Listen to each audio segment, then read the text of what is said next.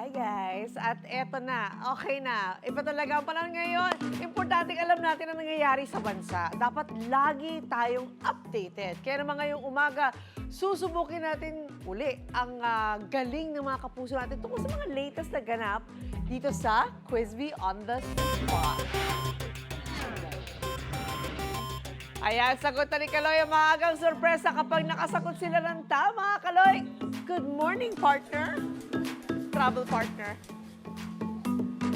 Hey, Kaloy. Hey, good morning, my travel partner. Yes, mga kapuso, nandito tayo ngayong umaga sa New Marolas Public Market at tama ka, Miss Lynn.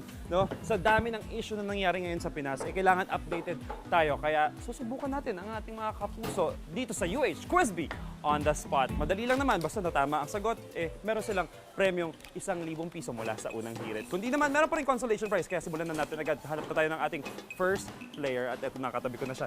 Nanay, hello, good morning. Po. Pangalan po natin, Nanay. Pearly. Pearly? Apo. Maganda naman ang pangalan na Pearly. Nanay Pearly, medyo may kailangan ko ng opinion nyo. Anong mga masasabi mo sa mga nangyayari ngayon sa Pinas, yung mga anomalya sa flood control project? Kailangan po silang anuhin kasi kami po ang mahirap. Naghihirap po kami. Ang aga namin nagigising dito mga tindera. Kailangan po silang maging managot sa... Sa kung ano man ang ginawa nila? Opo, sa ano man ginawa nila. Alright, dahil dyan, related dun yung aking itatanong. Okay po?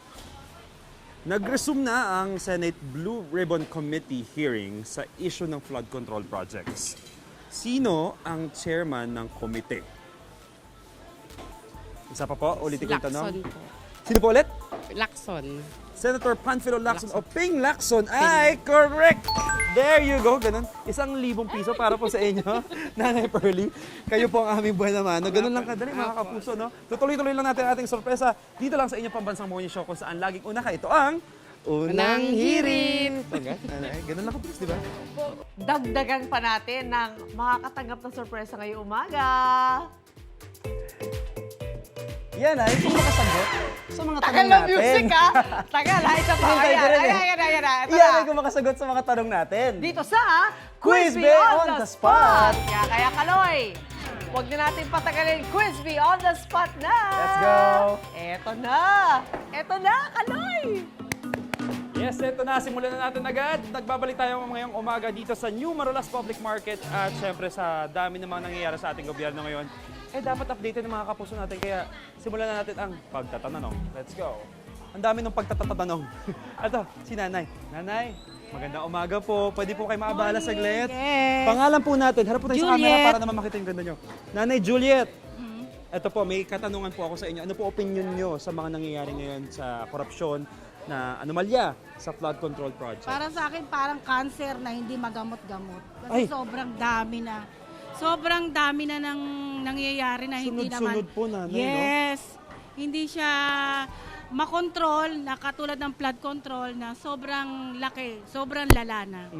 So, kailangan masolusyonan na yan. Yes. Okay, sa madaling panahon. Dahil dyan, kayo po ay aking tatanungin. At kapag nasagot nyo po ito, meron po kayong papremyo. Alright, Nanay? Yes. Okay.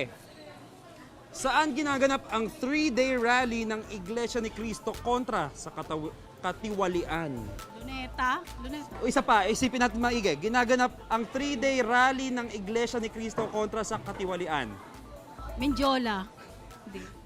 Luneta, Menjola, mali po pareho, Nanay. Ang tamang sagot po ay Quirino Grandstand. Opo, medyo malapit na, isang station na lang. Pero ito po, meron po rin 500 pesos mula sa unang hirit. Maraming salamat po, Nanay. Ingat po sila. Lipat tayo. Ito. May mga nagchichikahan. Nanay! Hello po, magandang umaga. Sino yung kachikahan nyo?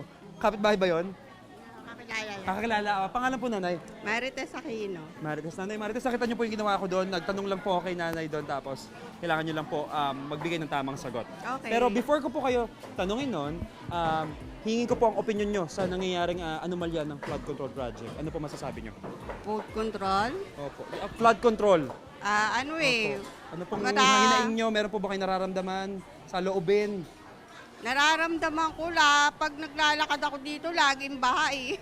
Hindi ako So kayo, apektado kayo? Oo naman. Nasanay, hindi nyo nararanasan yan, pero dahil sa korupsyon, kayo po ang nagdudusa. Kasi nagtitinda ako, hindi ako makasakay. Opo. Baha ng baha eh. Ako, sana po ay Nahirapan ako masolusyonan. maghanap buhay, Oo laging nga, baha. po lahat, ang daming apektado, Nanay. Pero papagaanin natin ng umaga nyo, tatanungin ko kayo ng isa sa mga tanong natin sa Quiz Bee on the Spot. Ano ang ibig sabihin ng W sa DPWH? Department of Public... Welfare. Isa pa. DPWH. Ito yung mga kinalaman sa mga infrastructure, ganyan-ganyan, yung mga daanan.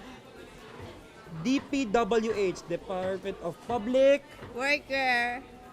Worker is wrong. Works po ang tama. Department of Public Works and Highways. Tama? O tama naman ako, baka ako rin mali eh.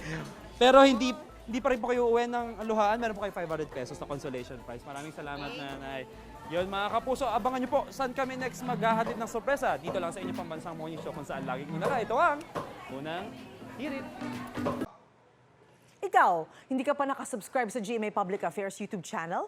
Bakit? Mag-subscribe ka na, dali na, para laging una ka sa mga latest kwento at balita. I-follow mo na rin ang official social media pages ng Unang Hirit. Salamat, Kapuso.